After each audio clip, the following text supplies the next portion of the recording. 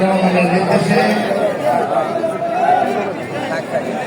17 নং word BNP কর্তৃক আয়োজিত আজকের এই গণমানুষের ইফতার প্রথম অনুষ্ঠানে সভাপতি যারা মহিবুল্লাহ আমাদের মাঝে আরো উপস্থিত খিলগাঁও থানা বিএনপি আহ্বায়ক হাজী হাসান ফজল হক, অন্যতম যুগ্ম আহ্বায়ক সুরাত খান স্বপন এবং মোবারক দেওয়ান সহ খিলগাঁও থানা বিএনপি সকল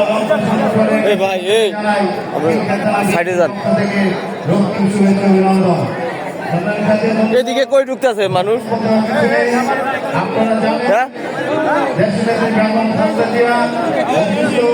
তিনি শুধু লন্ডনের চিকিৎসায় আমরা আজকে ইফতার মাহফিলের মাধ্যমে দোয়া করব তিনি যেন সুস্থ হয়ে আবার আমাদের মাঝে ফিরে আসতে পারে সেই দোয়া আমরা করব। এবং সবাইকে আমি আবারও ধন্যবাদ জানিয়ে আমি আমার বক্তব্য শেষ করছি। খোদা হাফেজ।